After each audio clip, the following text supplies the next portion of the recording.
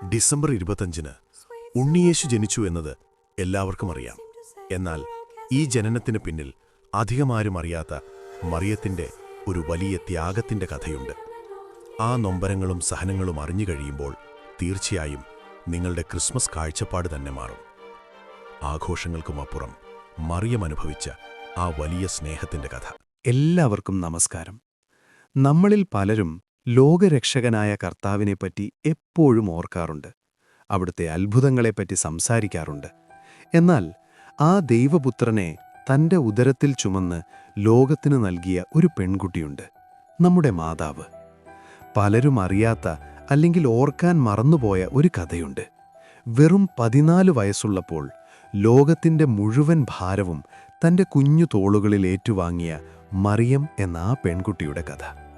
ഒരുപക്ഷെ നമ്മൾ കേട്ട ക്രിസ്മസ് കഥകൾക്കപ്പുറം ആ അമ്മ അനുഭവിച്ച വേദനയുടെയും ത്യാഗത്തിൻ്റെയും സ്നേഹത്തിൻ്റെയും ആരും പറയാത്ത ചില നിമിഷങ്ങളുണ്ട്.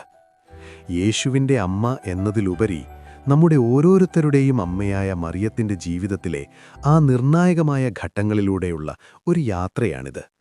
ഈ ക്രിസ്മസ് കാലത്ത് നമുക്ക് ആ അമ്മയുടെ കഥയൊന്ന് കേട്ടുനോക്കിയാലോ?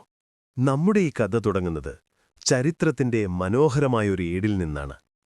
ഇന്നും ലോകം ആദരവോടെയും സ്നേഹത്തോടെയും വിളിക്കുന്ന ഒരു പേര്, മറിയം. പാലസ്തീനിലെ വെറുമൊരു സാധാരണ ഗ്രാമമായ നസ്രത്തിൽ ജോവാക്യം, അന്ന എന്നീ ദമ്പതികളുടെ പ്രാർത്ഥനയുടെ ഫലമായി ജനിച്ച മകൾ. നമ്മൾ സാധാരണ ബൈബിളിൽ മറിയത്തെ കാണുന്നത് മാലാഖയുടെ സന്ദർശനം മുതലാണ്. എന്നാൽ ബൈബിളിന് പുറത്തുള്ള പുരാതന രേഖകളിൽ, പ്രത്യേകിച്ച് യാക്കോബിന്റെ സുവിശേഷത്തിൽ, മറിയത്തിന്റെ കുട്ടിക്കാലത്തെക്കുറിച്ച് അതിമനോഹരമായ ചില വിവരണങ്ങളുണ്ട്. 3 വയസ്സുള്ളപ്പോൾ തന്നെ അവളെ ദേവാലയത്തിൽ സമർപ്പിച്ചതും മാലാഖമാർ അവൾക്ക് ഭക്ഷണം നൽകിയിരുന്നതുമൊക്കെ ആ രഹസ്യജീവിതത്തിന്റെ ഭാഗമായി പറയപ്പെടുന്നു. വെറുമൊരു പെൺകുട്ടിയല്ല, ദൈവത്തിന്റെ നിഴലിൽ വളർന്ന ഒരത്ഭുതമായിരുന്നു അവൾ. ഇന്ന് നമ്മൾ കാണുന്ന പല വീഡിയോകളിലും സോഷ്യൽ മീഡിയ ചർച്ചകളിലും യേശുവിനെക്കുറിച്ച് പറയാറുണ്ട്. എന്നാൽ ലോകത്തെ രക്ഷിച്ച ആ മകനെ, 9 മാസം ഉദരത്തിൽ ചുമന്ന, അവനെ വളർത്തിയ, അവന്റെ വേദനകളിൽ കൂടെ നിന്ന ആ അമ്മയുടെ കഥ പറയാതെ യേശുവിന്റെ കഥ പൂർണ്ണമാകില്ല.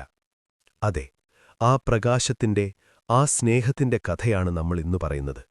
ക്രിസ്തുവിന്റെ അമ്മയായ മറിയത്തിന്റെ കഥ. ജെരൂസലേമിലെ വലിയ സമ്പന്നനും ഭക്തനുമായിരുന്നു ജോവാക്യം. അദ്ദേഹത്തിന്റെ ഭാര്യ അന്ന. അവർക്കെല്ലാം ഉണ്ടായിരുന്നു. പക്ഷേ ഒരു കാര്യം മാത്രമുണ്ടായിരുന്നില്ല: ഒരു കുഞ്ഞ്. അന്നത്തെ കാലത്ത് മക്കളില്ലാത്തത് ഒരു വലിയ ശാപമായിട്ടാണ് സമൂഹം കണ്ടിരുന്നത്. ഒരിക്കൽ വലിയൊരു പെരുന്നാൾ സമയത്ത് ദേവാലയത്തിൽ വഴിപാടർപ്പിക്കാൻ പോയ ജോവാക്യമിനെ അവിടുത്തെ പുരോഹിതൻ തടഞ്ഞു. ജോവാക്യം, ഇസ്രായേലിൽ സന്തതി പരമ്പരയെ നൽകാത്ത നീ എന്തിനാണ് മറ്റുള്ളവർക്ക് മുൻപേ വഴിപാടർപ്പിക്കുന്നത്? നിനക്ക് ആ അർഹതയില്ല, അവിടുത്തെ പുരോഹിതൻ പറഞ്ഞു. ആ വാക്കുകൾ ജോവാക്യമിന്റെ ഹൃദയം തകർത്തു. അപമാനിതനായ അദ്ദേഹം വീട്ടിലേക്ക് പോയില്ല, പകരം മരുഭൂമിയിലേക്ക് പോയി. അവിടെ തന്റെ കൂടാരമടിച്ച് അദ്ദേഹം ഉപവസിക്കാൻ തീരുമാനിച്ചു. ജോവാക്യം മരുഭൂമിയിൽ 40 രാവും 40 പകലും ദൈവത്തോട് കരഞ്ഞു പ്രാർത്ഥിച്ചു. അതേസമയം വീട്ടിൽ അന്നയും തകർന്നുപോയി. തന്റെ ഭർത്താവിനെ കാണാനില്ലാത്തതും മക്കളില്ലാത്തതും അവളെ വല്ലാതെ വേദനിപ്പിച്ചു. അവൾ തന്റെ തോട്ടത്തിലെ ഒരു മരച്ചുവട്ടിലിരുന്ന് കരയുകയായിരുന്നു. അദ്ദേഹം മരുഭൂമിയിൽ പ്രാർത്ഥനയിലിരിക്കുമ്പോഴാണ് ആ അത്ഭുതം സംഭവിക്കുന്നത്. ഒരു മാലാഖ പ്രത്യക്ഷപ്പെട്ടു പറഞ്ഞു, ജോവാക്യം, നീ ഭയപ്പെടേണ്ട. നിന്റെ പ്രാർത്ഥന ദൈവം കേട്ടിരിക്കുന്നു. നിന്റെ ഭാര്യ അന്ന ഒരു മകൾക്ക് ജന്മം നൽകും. ലോകം മുഴുവൻ അവളിലൂടെ അനുഗ്രഹിക്കപ്പെടും. നീ വേഗം നഗരത്തിന്റെ സുവർണ കവാടത്തിലേക്ക് ചെല്ലുക. അവിടെ നിന്റെ ഭാര്യ നിന്നെ കാത്തു നിൽക്കുന്നുണ്ടാകും. ഇതേ സമയം തന്നെ വീട്ടിലിരുന്ന് കരഞ്ഞു പ്രാർത്ഥിച്ച അന്നയ്ക്കും മാലാഖ ദർശനം നൽകിയിരുന്നു. അന്ന സന്തോഷം കൊണ്ട് വിറച്ചുപോയി. അവൾ ഉടനെ തന്നെ ഒരു പ്രതിജ്ഞയെടുത്തു: എനിക്ക് ലഭിക്കുന്ന കുഞ്ഞ് ആണാണെങ്കിലും പെണ്ണാണെങ്കിലും ഞാനതിനെ ദൈവത്തിന്റെ ശുശ്രൂഷയ്ക്കായി ദേവാലയത്തിൽ സമർപ്പിക്കും. ഒടുവിൽ 9 മാസങ്ങൾക്ക് ശേഷം ആ സുദിനം വന്നു.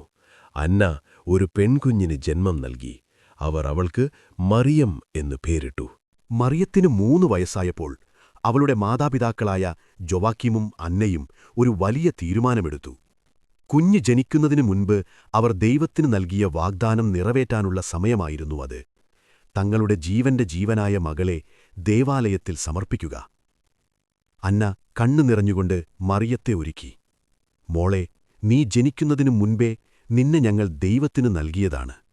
ഇന്ന് നിന്നെ ആ തിരുനടയിൽ ഏൽപ്പിക്കുമ്പോൾ ഈ അമ്മയുടെ ഉള്ളം പിടയുന്നുണ്ട്.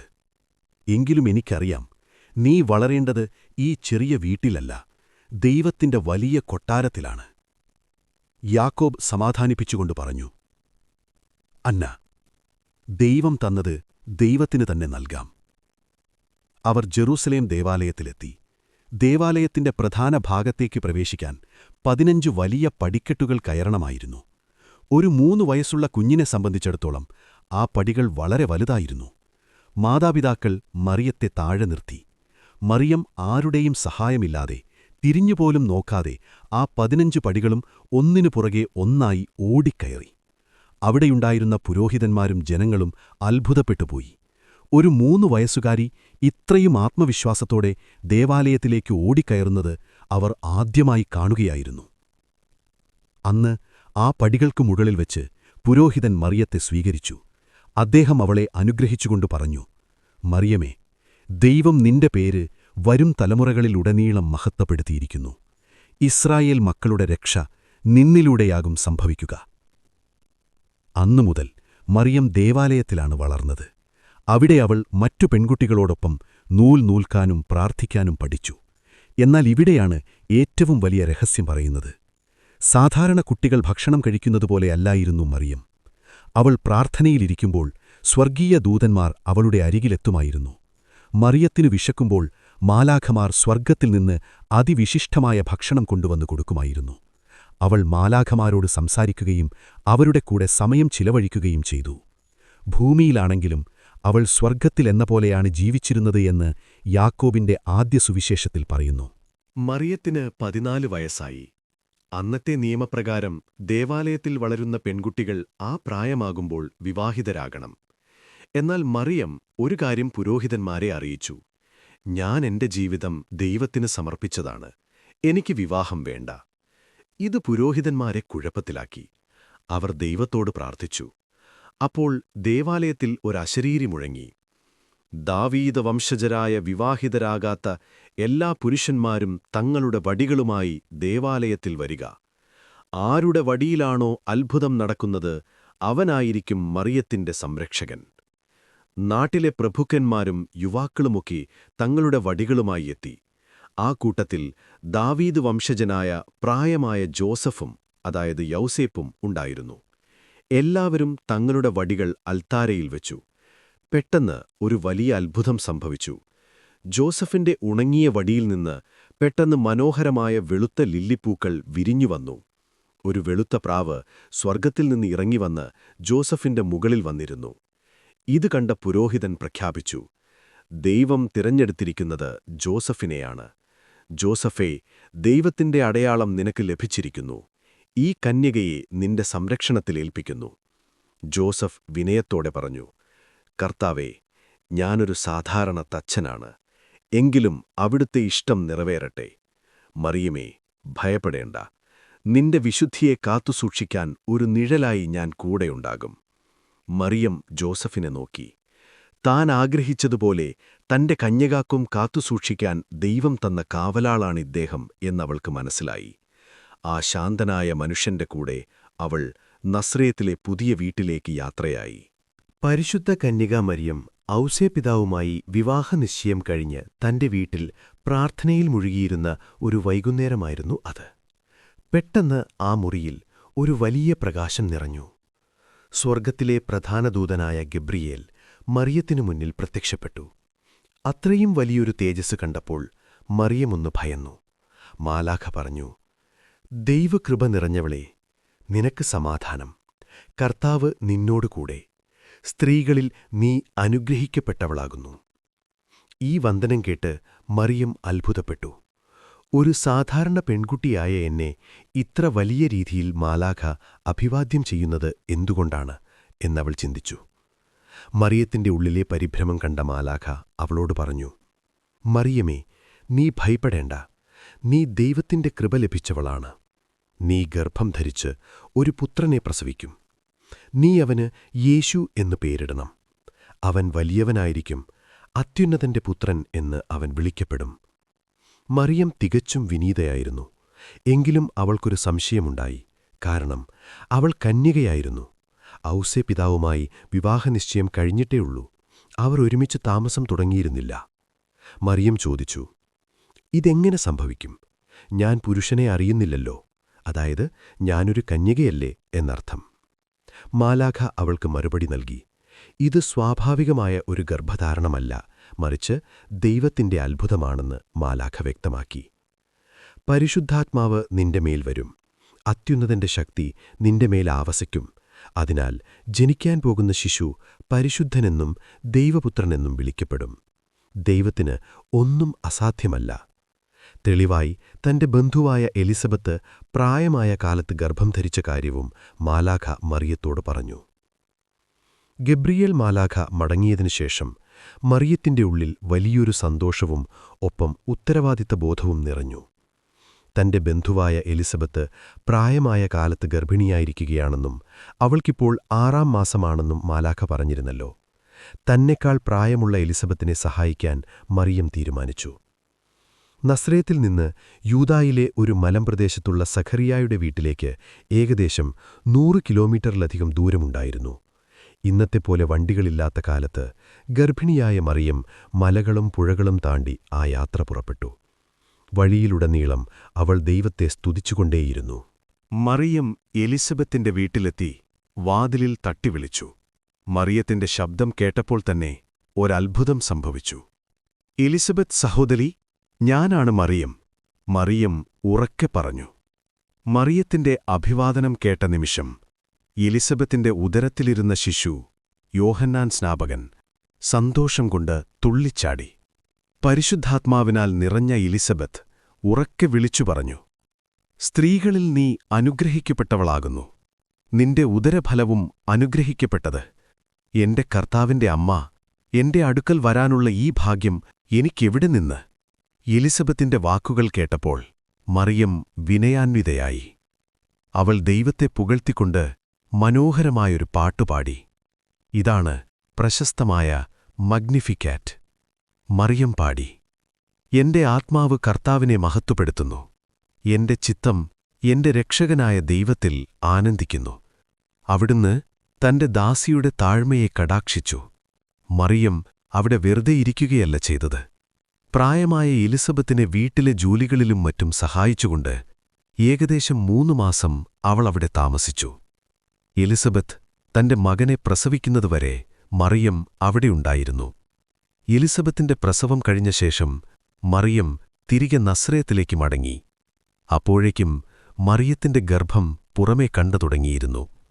മറിയം തിരികെ വന്നപ്പോൾ അവൾ ഗർഭിണിയാണെന്ന കാര്യം ഔസേപ്പ് ശ്രദ്ധിച്ചു. അവർ വിവാഹനിശ്ചയം കഴിഞ്ഞവരാണെങ്കിലും ഒരുമിച്ച് താമസം തുടങ്ങിയിരുന്നില്ല. നീതിമാനും ദൈവഭയമുള്ളവനുമായ ഔസേപ്പിനിൽ ഇത് വലിയൊരാഘാതമായിരുന്നു. മറിയം ഇത്രയും വിശുദ്ധയായൊരു പെൺകുട്ടിയാണെന്ന് ഞാൻ കരുതി. അവൾ ദൈവത്തെ അത്രമാത്രം സ്നേഹിച്ചിരുന്നല്ലോ. പിന്നെ എങ്ങനെ ഇത് സംഭവിച്ചു? നിയമപ്രകാരം അവളെ കുറ്റപ്പെടുത്തിയാൽ അവൾ കല്ലെറിഞ്ഞു കൊല്ലപ്പെടും. എനിക്കതിന് കഴിയില്ല. അദ്ദേഹത്തിന് മറിയത്തെ സംശയിക്കാൻ പ്രയാസമായിരുന്നു. എന്നാൽ കാണുന്ന സത്യം അദ്ദേഹത്തെ കുഴപ്പിച്ചു. മറിയം മാലാഖ പ്രത്യക്ഷപ്പെട്ട കാര്യം അപ്പോൾ അദ്ദേഹത്തോട് പറഞ്ഞിരുന്നില്ല. കാരണം ദൈവം തന്നെ അത് വെളിപ്പെടുത്തട്ടെ എന്ന് അവൾ വിശ്വസിച്ചിരുന്നു. യഹൂദ നിയമമനുസരിച്ച് ഇത്തരം സന്ദർഭങ്ങളിൽ പരസ്യമായ വിചാരണ നടത്താമായിരുന്നു. എന്നാൽ മറിയത്തെ അങ്ങേയറ്റം സ്നേഹിച്ചിരുന്ന ഔസേപ്പ് അവളെ അപമാനിക്കാൻ ആഗ്രഹിച്ചില്ല. അവൾക്ക് ജീവഹാനി സംഭവിക്കരുത് എന്ന് കരുതി അദ്ദേഹം ഒരു തീരുമാനമെടുത്തു. ഞാൻ അവളെ പരസ്യമായി കുറ്റപ്പെടുത്തില്ല, മറിച്ച് ഈ വിവാഹബന്ധത്തിൽ നിന്ന് രഹസ്യമായി ഞാൻ പിന്മാറാം. അവൾ എവിടെയെങ്കിലും സുരക്ഷിതമായിരിക്കട്ടെ. ഈ വിഷമങ്ങളുമായി ഉറങ്ങാൻ കിടന്ന ഔസേപ്പിന് ദൈവം ഒരു മറുപടി നൽകി. ഉറക്കത്തിൽ ദൈവത്തിന്റെ ദൂതൻ അദ്ദേഹത്തിന് പ്രത്യക്ഷപ്പെട്ടു. മാലാഖ പറഞ്ഞു, ദാവീദിന്റെ പുത്രനായ ഔസേപ്പേ, നിന്റെ ഭാര്യയായ മറിയത്തെ സ്വീകരിക്കാൻ ഭയപ്പെടേണ്ട. അവൾ ഗർഭം ധരിച്ചിരിക്കുന്നത് പരിശുദ്ധാത്മാവിനാലാണ്. അവളൊരു പുത്രനെ പ്രസവിക്കും. നീ അവന് യേശു എന്നു പേരിടണം. അവൻ തന്റെ ജനത്തെ പാപങ്ങളിൽ നിന്ന് രക്ഷിക്കും. ഈ സ്വപ്നത്തിലൂടെ ഔസേപ്പിന്റെ എല്ലാ സംശയങ്ങളും മാറി. മറിയം വഹിക്കുന്നത് ലോകരക്ഷകനെയാണെന്നും അവൾ കളങ്കമില്ലാത്തവളാണെന്നും അദ്ദേഹം തിരിച്ചറിഞ്ഞു. ഉറക്കമുണർന്ന ഔസേപ്പ് ഒട്ടും വൈകിയില്ല. ദൈവഹിതം മനസ്സിലാക്കിയ അദ്ദേഹം മറിയത്തെ തന്റെ സംരക്ഷണയിലേക്ക് പൂർണ്ണമായി സ്വീകരിച്ചു. ഔസേപ്പ് മറിയത്തോട് പറഞ്ഞു, മറിയമേ, എന്നോട് ക്ഷമിക്കണം. ദൈവമെല്ലാം എനിക്ക് വെളിപ്പെടുത്തി തന്നു. നീ ഭാഗ്യവതിയാണ്. നിന്നെയും ആ ശിശുവിനെയും സംരക്ഷിക്കാൻ എന്റെ ജീവൻ വരെ നൽകാൻ ഞാൻ തയ്യാറാണ്. അവർ വിവാഹിതരായി ഒന്നിച്ചു താമസം തുടങ്ങി. ലോകം കണ്ട ഏറ്റവും വിശുദ്ധമായ കുടുംബം അങ്ങനെ നസ്രയത്തിൽ രൂപപ്പെട്ടു. അക്കാലത്ത് റോമൻ ചക്രവർത്തിയായ അഗസ്തസ് സീസർ ഒരു കൽപ്പന പുറപ്പെടുവിച്ചു. സാമ്രാജ്യത്തിലെ എല്ലാവരും തങ്ങളുടെ സ്വന്തം കുടുംബനാഥന്മാരുടെ പട്ടണത്തിൽ പോയി പേര് രജിസ്റ്റർ ചെയ്യണം. ഔസേപ്പിതാവ് ദാവീദ് രാജാവിന്റെ വംശത്തിൽപ്പെട്ടവനായതുകൊണ്ട് അദ്ദേഹത്തിന് ഗലീലിയിലെ നസ്രയത്തിൽ നിന്നും യഹൂദയായിലെ ബേത്ലഹേമിലേക്ക് പോകേണ്ടി വന്നു. മറിയം അപ്പോൾ ഗർഭത്തിന്റെ അവസാന നാളുകളിലായിരുന്നു. ഏകദേശം 150 കിലോമീറ്ററോളം ദൂരം കുന്നും മലയും നിറഞ്ഞ വഴികളിലൂടെ വേണമായിരുന്നു യാത്ര ചെയ്യാൻ. ഒരു കഴുതപ്പുറത്ത് മറിയത്തെ ഇരുത്തി അതിന്റെ കടിഞ്ഞാണം പിടിച്ച് ഔസേപ്പിതാവ് നടന്നു. തണുപ്പും വിശപ്പും വകവയ്ക്കാതെ തന്റെ ഭാര്യയെയും ഉദരത്തിലുള്ള ദൈവപുത്രനെയും അദ്ദേഹം കാത്തുസൂക്ഷിച്ചു. ബേത്ലഹേം ഒരു ചെറിയ പട്ടണമായിരുന്നു. എന്നാൽ സെൻസസ്, പേര് രജിസ്റ്റർ ചെയ്യൽ പ്രമാണിച്ച് പലയിടങ്ങളിൽ നിന്നും ആളുകൾ അവിടേക്ക് ഒഴുകിയെത്തി. സത്രങ്ങളെല്ലാം നിറഞ്ഞു കവിഞ്ഞു. മറിയം പ്രസവവേദന കൊണ്ട് തളർന്നിരുന്നു. ഔസേപ്പിതാവ് ഒരു സത്രത്തിന്റെ വാതിക്കൽ അപേക്ഷയോടെ ചോദിച്ചു, സഹോദരാ, എന്റെ ഭാര്യയുടെ അവസ്ഥ കാണുന്നില്ലേ? അവൾക്ക് അല്പം വിശ്രമം വേണം. ഒരു ചെറിയ ഇടമെങ്കിലും തരാമോ? സത്രമുടമ പറഞ്ഞു, എല്ലായിടത്തും ആളുകളെക്കൊണ്ട് നിറഞ്ഞിരിക്കുകയാണ്. നിങ്ങൾക്ക് നിൽക്കാൻ പോലും ഇവിടെ ഇടമില്ല. വേറെ ഇടം തേടിക്കൊള്ളുക. എല്ലായിടത്തും ആവുന്നത് നോക്കി. എല്ലാരും വാതിൽ കൊട്ടിയടച്ചു. എന്നാൽ പട്ടണത്തിനു പുറത്ത് പാറ തുരന്നുണ്ടാക്കിയ ഒരു ഗുഹ അവർ കണ്ടു. മൃഗങ്ങളെ കെട്ടുന്ന ഇടമാണ്. മറ്റൊരു വഴിയുമില്ലാത്തതിനാൽ ആ തണുപ്പിൽ നിന്ന് രക്ഷപ്പെടാൻ അവർ ആ കാലിത്തൊഴുത്തിലേക്ക് നടന്നു. കാലിത്തൊഴുത്തിലെ ഒരുക്കം. അതൊരു വൃത്തിയുള്ള മുറിയായിരുന്നില്ല. വൈക്കോലിന്റെയും മൃഗങ്ങളുടെയും മണമുള്ള ഒരു സാധാരണ തൊഴുത്ത്. ഔസേപ്പിതാവ് ഉടൻ തന്നെ അവിടെയുണ്ടായിരുന്ന വൈക്കോലുകൾ നിരത്തി മറിയത്തിന് കിടക്കാനൊരു സൗകര്യമുണ്ടാക്കി. മൃഗങ്ങൾ തങ്ങളുടെ ശ്വാസത്തിലൂടെ ആ ഗുഹയിലെ തണുപ്പ് മാറ്റി ചൂട് നൽകിയെന്നും ചില പുരാണങ്ങൾ പറയുന്നു. അർദ്ധരാത്രിയായി.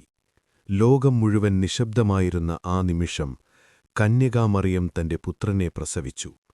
ആ ശിശുവിന്റെ കരച്ചിൽ ആ ഗുഹയിൽ മുഴങ്ങി. മറിയം തന്റെ കൈയിലുണ്ടായിരുന്ന തുണിക്കഷ്ണങ്ങൾ കൊണ്ട് കുഞ്ഞിനെ പൊതിഞ്ഞു. അവിടെ കുഞ്ഞിനു കിടക്കാൻ കട്ടിലുകളുണ്ടായിരുന്നില്ല. മൃഗങ്ങൾക്ക് തീറ്റ കൊടുക്കുന്ന മരത്തിന്റെ പാത്രത്തിൽ, പുൽത്തൊട്ടിയിൽ വൈക്കോൽ വിരിച്ച് മറിയം കുഞ്ഞിനെ കിടത്തി. ഔസേപ്പിതാവ് മുട്ടുകുത്തി നിന്ന് ആ ദിവ്യശിശുവിനെ ആരാധിച്ചു. ലോകരക്ഷകൻ ഒരു രാജകൊട്ടാരത്തിലല്ല, മറിച്ച് അതിദരിദ്രമായൊരിടത്താണ് പിറന്നത്. ബേത്ലഹേമിലെ കുന്നിൻപുറങ്ങളിൽ തങ്ങളുടെ ആടുകളെ കാത്ത് ആട്ടിടയന്മാർ തീ കായുകയായിരുന്നു.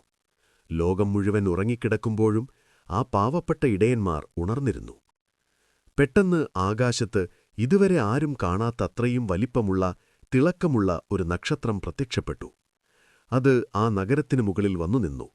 തൊട്ടുപിന്നാലെ ആകാശം മുഴുവൻ പ്രകാശമയമാവുകയും മാലാഖമാർ പാടുകയും ചെയ്തു. ഒരു മാലാഖ പറഞ്ഞു, ഭയപ്പെടേണ്ട, ലോകത്തിനാകെ വലിയൊരു സന്തോഷവാർത്ത. നിങ്ങൾക്കായി ഇതാ ഒരു രക്ഷകൻ ജനിച്ചിരിക്കുന്നു.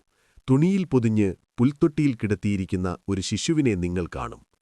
മാലാഖമാർ മറഞ്ഞതും ഇടയന്മാർ പരസ്പരം നോക്കി. അവർക്ക് അവരുടെ കണ്ണുകളെ വിശ്വസിക്കാനായില്ല. വേഗം വരൂ, നമുക്കാ നക്ഷത്രത്തെ പിന്തുടരാം. അവർ തങ്ങളുടെ കയ്യിലുണ്ടായിരുന്ന വടികളുമെടുത്ത് ആകാശത്തെ വലിയ നക്ഷത്രത്തെ നോക്കി ഓടി. ആ നക്ഷത്രം നീങ്ങുന്നതുപോലെ അവർക്ക് തോന്നി. ഒടുവിൽ അതാ പഴയ കാലിത്തൊഴുത്തിനു മുകളിൽ വന്ന് നിശ്ചലമായി. തൊഴുത്തിന്റെ വാതിൽക്കലെത്തിയപ്പോൾ അവർ ഒന്നും മടിച്ചു. പുറത്ത് ഭയങ്കര തണുപ്പായിരുന്നു. പക്ഷേ ഉള്ളിൽ നിന്നൊരു ദിവ്യമായ പ്രകാശം വരുന്നത് അവർ കണ്ടു. അവർ പതുക്കെ ഉള്ളിലേക്ക് തലനീട്ടി. അവിടെ വൈക്കോലുകൾക്കിടയിൽ ഒരു പുൽത്തൊട്ടിയിൽ ഒരു കുഞ്ഞു വാവ കിടക്കുന്നു. നീലവസ്ത്രം ധരിച്ച മറിയം കുഞ്ഞിനെ നോക്കിയിരിക്കുന്നു. അരികിൽ കയ്യിലൊരു വിളക്കുമായി കാവൽക്കാരനെപ്പോലെ ഔസേപ്പിതാവും. ഒരിളയൻ പറഞ്ഞു, അപ്പാ, ഞങ്ങൾ ആട്ടിടയന്മാരാണ്. ആകാശത്ത് മാലാഖമാരെ കണ്ടു. അവർ പറഞ്ഞത് കേട്ട് വന്നതാണ്. ഈ കുഞ്ഞാണോ ലോകത്തിന്റെ രക്ഷകൻ? ഔസേപ്പിതാവ് പുഞ്ചിരിയോടെ പറഞ്ഞു, അതെ സഹോദരാ, വരൂ, പേടിക്കണ്ട, അടുത്തേക്ക് വരൂ. അവർ ഓരോരുത്തരായി ആ പുൽത്തൊട്ടിയുടെ അരികിൽ മുട്ടുകുത്തി. ആ ചെറിയ കുഞ്ഞിന്റെ മുഖത്തേക്ക് നോക്കിയപ്പോൾ ആ പരുക്കൻ മനുഷ്യരുടെ കണ്ണുകൾ നിറഞ്ഞു. ജീവിതകാലം മുഴുവൻ കഷ്ടപ്പെട്ട അവർക്ക് ആ കുഞ്ഞിന്റെ മുഖത്ത് ഒരു വലിയ സമാധാനം അനുഭവപ്പെട്ടു. ഒരിടയൻ കരഞ്ഞുകൊണ്ട് കുഞ്ഞിന്റെ ചെറിയ പാദങ്ങളിൽ തൊടുന്നു. വേറെ ഒരിടയൻ പറഞ്ഞു, ഞങ്ങളുടെ കയ്യിൽ വലിയ സമ്മാനങ്ങളൊന്നുമില്ല തരാൻ. പക്ഷേ ഈ ആട്ടിൻകുട്ടിയുടെ പാലും ഞങ്ങളുടെ ഈ സ്നേഹവും അങ്ങേക്കായി സമർപ്പിക്കുന്നു. മറിയമൊന്നും മിണ്ടിയില്ല. പക്ഷേ അവളുടെ കണ്ണുകൾ നിറഞ്ഞിരുന്നു. തന്നേക്കാൾ മുൻപേ ഈ സാധാരണക്കാരായ മനുഷ്യർ തന്റെ മകനെ തിരിച്ചറിഞ്ഞല്ലോ എന്നോർത്ത് അവൾ അഭിമാനിച്ചു. മറിയം അതിവിനയത്തോടെ പറഞ്ഞു, നിങ്ങളുടെ സ്നേഹമാണ് ഈ കുഞ്ഞിന് കിട്ടാവുന്ന ഏറ്റവും വലിയ സമ്മാനം. ദൈവം നിങ്ങളെ അനുഗ്രഹിക്കട്ടെ. അങ്ങനെ ലോകം മുഴുവൻ നിശബ്ദമായിരുന്ന ആ മഞ്ഞുകാല രാത്രിയിൽ ഒരു നക്ഷത്രത്തിന്റെ കാവലിൽ ആ കാലിത്തൊഴുത്തിൽ നമ്മുടെ രക്ഷകൻ പിറന്നു. കൊട്ടാരങ്ങളുടെ ആഡംബരങ്ങളില്ലാതെ വെറും വൈക്കോൽ വിരിച്ച പുൽത്തൊട്ടിയിൽ അവൻ തന്റെ കുഞ്ഞു കണ്ണുകൾ തുറന്നപ്പോൾ അത് മനുഷ്യചരിത്രത്തിലെ ഏറ്റവും വലിയ പ്രകാശമായി മാറി. തണുത്തുറഞ്ഞ ആ രാത്രിയിൽ മറിയത്തിന്റെ മാറിലെ ചൂടേറ്റ് അവൻ ഉറങ്ങിയപ്പോൾ ഭൂമിക്ക് ലഭിച്ചത് ഒരു പുതിയ കാവൽക്കാരനെയായിരുന്നു. ഓരോ ഡിസംബർ 25 വരുമ്പോഴും നമ്മൾ ആഘോഷിക്കുന്നത് വെറുമൊരു ജന്മദിനമല്ല, മറിച്ച് പാവപ്പെട്ടവനും പാപിക്കും അനാഥനും തുണയായി ദൈവം മനുഷ്യനായി മണ്ണിലിറങ്ങി വന്ന ആ വലിയ സ്നേഹത്തെയാണ്. അന്നാ 14 വയസ്സുകാരിയായ അമ്മ കാത്തുസൂക്ഷിച്ച ആ കുഞ്ഞ് ഇന്നും നമ്മുടെ ഓരോരുത്തരുടെയും ജീവിതത്തിലെ കഠിനമായ ഇരുട്ടിൽ വഴികാട്ടുന്ന നക്ഷത്രമായി കൂടെയുണ്ട്. വിനയത്തിന്റെ ആ പുൽത്തൊട്ടി നമ്മെ ഓർമ്മിപ്പിക്കുന്നതൊന്നേയുള്ളൂ: ലോകം നമ്മെ കൈവിട്ടാലും വാതിലുകൾ നമുക്കു മുന്നിൽ അടഞ്ഞാലും നമ്മെ ചേർത്തുപിടിക്കാൻ ഒരു ദൈവമുണ്ടെന്നും ആ സ്നേഹത്തിന് മരണമില്ലെന്നും. ആ ദിവ്യശിശുവിന്റെ ജനനം ഇന്നും നമ്മുടെ ഹൃദയങ്ങളിൽ പ്രത്യാശയുടെ ക്രിസ്മസ് നക്ഷത്രമായി തിളങ്ങിക്കൊണ്ടേയിരിക്കുന്നു. ആ രാത്രിയിൽ ആ ഇടയന്മാർ തിരികെ പോയത് പഴയ ആട്ടിടയന്മാരായിട്ടല്ല, അവർ ലോകത്തിലെ ആദ്യത്തെ സുവിശേഷകന്മാരായി മാറി. കണ്ടവരോടെല്ലാം അവർ ആ അത്ഭുതത്തെക്കുറിച്ച് പറഞ്ഞു നടന്നു. ആകാശത്തെ ആ നക്ഷത്രം അപ്പോഴും ആ കാലിത്തൊഴുത്തിനു മുകളിൽ പ്രകാശം ചൊരിഞ്ഞുകൊണ്ടിരുന്നു. യേശു ജനിച്ച ആ നിമിഷം മുതൽ ലോകം അതുവരെ കാണാത്ത അത്ഭുതങ്ങൾക്കാണ് സാക്ഷ്യം വഹിച്ചത്. ഉണ്ണിയേശുവുമായി മറിയവും യൗസേപ്പും മരുഭൂമിയിലൂടെ യാത്ര ചെയ്തപ്പോൾ അവർക്ക് തണലേകാൻ ഈന്തപ്പനകൾ തനിയെ കുനിഞ്ഞുകൊടുത്തതായും ദാഹിച്ചപ്പോൾ പാറയ്ക്കിടയിൽ നിന്ന് വെള്ളം ഉറവയെടുത്തതായും കഥകളുണ്ട്. യേശു വളർന്നപ്പോൾ തന്റെ സ്പർശനത്തിലൂടെ കാഴ്ചയില്ലാത്തവർക്ക് കാഴ്ച നൽകുകയും നടക്കാൻ വയ്യാത്തവരെ നടത്തുകയും ചെയ്തു. വെറും 5 അപ്പവും 2 മീനും കൊണ്ട് 5000-ലധികം പേർക്ക് ഭക്ഷണം നൽകിയ അത്ഭുതം ഇന്നും ജനമനസ്സുകളിൽ നിറഞ്ഞു നിൽക്കുന്നു. മറിയം മരിച്ചുപോയൊരു വ്യക്തിയല്ല, മറിച്ച് ഇന്നും ലോകത്തെ നോക്കിക്കാണുന്ന ഒരമ്മയാണെന്ന് വിശ്വാസികൾ കരുതുന്നു. അതുകൊണ്ടാണ് ലോകത്തിന്റെ പല ഭാഗങ്ങളിലും അവൾ പ്രത്യക്ഷപ്പെട്ടത്. ഫ്രാൻസിലെ ലൂർദ്, പോർച്ചുഗലിലെ ഫാത്തിമ, മെക്സിക്കോയിലെ ഗ്വാഡലൂപ്പെ. ലോകത്തിന്റെ പല കോണുകളിൽ അവൾ പല പേരിലറിയപ്പെട്ടു. മെറിയം, ഹീബ്രായ ഭാഷയിൽ ശോഭയുള്ളവൾ; പരിശുദ്ധ കന്യകാ മറിയം, ദ ബ്ലെസ്സഡ് വെർജിൻ; തിയോഡോക്കോസ്, ദൈവമാതാവ്; സ്റ്റെല്ല മാരിസ്, സമുദ്രതാരം എന്നെല്ലാം അറിയപ്പെട്ടു. ലൂർദിലെ അത്ഭുത നീരുറവ, ഫാത്തിമയിലെ സൂര്യവിസ്മയം, the miracle of the sun, പാൽ ഗുഹ. ഇത്തരത്തിൽ മനുഷ്യബുദ്ധിക്ക് ചിന്തിക്കാൻ കഴിയുന്നതിനും അപ്പുറമുള്ള ഒട്ടനവധി അത്ഭുതങ്ങൾ ഇന്നും ലോകത്തിന്റെ പല ഭാഗങ്ങളിലും വിശ്വാസത്തിന്റെ വെളിച്ചമായി നിലനിൽക്കുന്നു. ഹേരോദോസ് രാജാവിന്റെ പടയാളികൾ ബേത്ലഹേമിലെ കുഞ്ഞുങ്ങളെ കൊല്ലാനായി തേടിയിറങ്ങിയ സമയം ഔസേപ്പിതാവിനും മറിയത്തിനും കുഞ്ഞിനെ സുരക്ഷിതമായ ഒരിടത്തേക്ക് മാറ്റണമായിരുന്നു. ഈജിപ്തിലേക്കുള്ള നീണ്ട യാത്രയ്ക്ക് മുൻപ് അവർ ഒരു ചെറിയ കൽഗുഹയിൽ ഒളിച്ചിരുന്നു. ആ നിശബ്ദ നിമിഷം, തണുപ്പുള്ള ആ രാത്രിയിൽ വിശന്നു കരയുന്ന ഉണ്ണിയേശുവിനെ മറിയം മടിയിലിരുത്തി പാലൂട്ടുകയായിരുന്നു. ആ സമയം ഗബ്രിയേൽ മാലാഖ പെട്ടെന്ന് പ്രത്യക്ഷപ്പെട്ടു. ഔസേപ്പേ, മറിയമേ, വേഗമെഴുന്നേൽക്കുക, ഒട്ടും വൈകരുത്. ഹേറോഡോസിന്റെ പടയാളികൾ ഇങ്ങോട്ടടുത്തുകൊണ്ടിരിക്കുന്നു. ഇപ്പോൾ തന്നെ ഈജിപ്തിലേക്ക് പുറപ്പെടുക. മാലാഖയുടെ വാക്കുകൾ കേട്ട് പരിഭ്രമിച്ച മറിയം കുഞ്ഞിനെ എടുത്ത് വേഗത്തിലെഴുന്നേറ്റു. ആ തിരക്കിനിടയിൽ മറിയത്തിന്റെ മാറിലുണ്ടായിരുന്ന അമ്മപ്പാലിന്റെ ഒരു തുള്ളി ആ ഗുഹയിലെ തറയിലുള്ള ചുവന്ന പാറയിൽ വീണു. ആ നിമിഷം തന്നെ ഒരു അത്ഭുതം സംഭവിച്ചു. ആ ഒറ്റ തുള്ളി പാൽ വീണതോടെ ആ കൽഗുഹയിലെ ചുവന്ന പാറകളെല്ലാം പാലിന്റെ നിറം പോലെ വെള്ള നിറമായി മാറി. ആ ഗുഹ മുഴുവൻ ഒരു പ്രത്യേക പരിശുദ്ധിയാൽ നിറഞ്ഞു. ആ ഗുഹ ഇന്നും ബെത്ലഹേമിലുണ്ട്. അവിടുത്തെ പാറകൾക്ക് ഇന്നും വെളുത്ത നിറമാണ്. അവിടെ പോകുന്നവർ പറയുന്നത് അവിടെ ഇപ്പോഴും പാലിന്റെ ഒരു സുഗന്ധമുണ്ടെന്നാണ്. കുഞ്ഞുങ്ങളില്ലാത്ത ദമ്പതികൾ ഈ പാൽ ഗുഹയിലെ പാറയുടെ പൊടി അഥവാ മിൽക്ക് പൗഡർ വാങ്ങി ഭക്തിയോടെ പ്രാർത്ഥിച്ചാൽ അവർക്ക് കുഞ്ഞുങ്ങളുണ്ടാകുമെന്ന് വിശ്വസിക്കപ്പെടുന്നു. ലോകത്തിന്റെ പല ഭാഗങ്ങളിൽ നിന്നും ആയിരക്കണക്കിന് ആളുകൾ ഈ പാൽ ഗുഹ സന്ദർശിക്കാനും ഈ അത്ഭുതത്തിന് സാക്ഷ്യം വഹിക്കാനും എത്താറുണ്ട്. ഓരോ വർഷവും ഡിസംബർ 25-ന് നമ്മൾ വീടുകൾക്ക് മുന്നിൽ നക്ഷത്രങ്ങൾ തൂക്കുമ്പോൾ അതാ ഇടയന്മാർക്ക് വഴികാട്ടിയ ആ ദിവ്യപ്രകാശത്തിന്റെ ഓർമ്മപ്പെടുത്തലാണ്. നമ്മൾ പുൽക്കൂടുകൾ ഒരുക്കുമ്പോൾ അതാ വിനയത്തിന്റെ തിരുപ്പിറവിയെ നെഞ്ചോട് ചേർക്കലാണ്. അന്ന് ആട്ടിടയന്മാരനുഭവിച്ച അതേ സന്തോഷവും ആവേശവുമാണ് ഇന്നും നമ്മൾ കരോൾ പാട്ടുകളിലൂടെയും ആഘോഷങ്ങളിലൂടെയും ലോകത്തോട് വിളിച്ചു പറയുന്നത്. നൂറ്റാണ്ടുകൾക്ക് മുൻപ് ആ തണുത്ത ഡിസംബർ രാത്രിയിൽ ആകാശത്തെ അത്ഭുത നക്ഷത്രത്തെ നോക്കി ആട്ടിടയന്മാർ പാഞ്ഞെത്തിയ ആ പുൽത്തുട്ടിയിലാണ് ലോകത്തിന്റെ പ്രത്യാശ ജനിച്ചത്. ഒരു കൊച്ചു പെൺകുട്ടി ദൈവഹിതത്തിന് നൽകിയ ആ വലിയ സമ്മതം ഇന്ന് നമ്മുടെ ഓരോരുത്തരുടെയും വീടുകളിൽ മിന്നിത്തിളങ്ങുന്ന നക്ഷത്രങ്ങളായും മനോഹരമായ പുൽക്കൂടുകളായും മാറിയിരിക്കുന്നു. തനിക്കു ചുറ്റും വാതിലുകൾ അടഞ്ഞപ്പോഴും തന്റെ മകനെ ലോകത്തിന് നൽകാൻ ആ അമ്മ കാണിച്ച കരുത്താണ് ഓരോ ക്രിസ്മസും. ആ തണുപ്പിൽ തന്റെ കുഞ്ഞിനെ ചേർത്ത് പിടിച്ച് വിറങ്ങലിച്ചു നിന്ന മറിയം എന്ന 14 വയസ്സുകാരിയായ പെൺകുട്ടി, അവൾ അന്ന് തളരാതെ നിന്നതുകൊണ്ടാണ് ഇന്ന് നമ്മുടെ ഹൃദയങ്ങളിൽ ക്രിസ്മസ് എന്ന ഈ വലിയ വെളിച്ചമുള്ളത്. അങ്ങനെ ആ തണുത്ത രാത്രിയിൽ തുടങ്ങിയ ആ സ്നേഹയാത്ര ഇന്നും നമ്മുടെ ഓരോരുത്തരുടെയും ഹൃദയങ്ങളിൽ ആ അമ്മപ്പാലിന്റെ പരിശുദ്ധി ഇന്നും ബേത്ലഹേമിലെ മണ്ണിൽ മണക്കുന്നതുപോലെ നമ്മുടെ ഓരോരുത്തരുടെയും ജീവിതത്തിൽ ഇന്നും കാവലായി നിൽക്കുന്നു. വീണ്ടും ഒരു ക്രിസ്മസ് കാലം കൂടി നമ്മിലേക്കണയുകയാണ്. ഈ മനോഹരമായ കഥായാത്ര ഇവിടെ പൂർത്തിയാവുകയാണ്. എന്റെ പ്രിയപ്പെട്ട സഹോദരങ്ങൾക്കായി നമ്മുടെ മാതാവിനോടുള്ള സ്നേഹവും ഉണ്ണീശോയുടെ ജനനത്തിന്റെ ഓർമ്മകളും ചേർത്ത് തയ്യാറാക്കിയ ചെറിയൊരു വീഡിയോ ആണിത്. ഇതിലെന്തെങ്കിലും തെറ്റുകുറ്റങ്ങൾ സംഭവിച്ചിട്ടുണ്ടെങ്കിൽ വലിയ മനസ്സോടെ ക്ഷമിക്കണമെന്നും തിരുത്തലുകളുണ്ടെങ്കിൽ അത് കമന്റ് ബോക്സിൽ അറിയിക്കണമെന്നും സ്നേഹത്തോടെ അഭ്യർത്ഥിക്കുന്നു. ഈ ക്രിസ്മസ് കാലം നിങ്ങളുടെ ജീവിതത്തിലെ എല്ലാ സങ്കടങ്ങളും മാറ്റി വലിയൊരു പ്രകാശമായി മാറട്ടെ. സ്നേഹത്തിന്റെയും സമാധാനത്തിന്റെയും സന്തോഷത്തിന്റെയും ക്രിസ്മസ് ആശംസകൾ ഏവർക്കും നേരുന്നു. ഈ ക്രിസ്മസ് നിങ്ങൾ എവിടെയാണ് ആഘോഷിക്കുന്നതെന്നും ക്രിസ്മസ് വിശേഷങ്ങൾ പങ്കുവയ്ക്കാനും മറക്കരുത്. കൂടാതെ വീഡിയോ ഇഷ്ടമായാൽ സബ്സ്ക്രൈബ് ചെയ്യാനും മറക്കരുത്.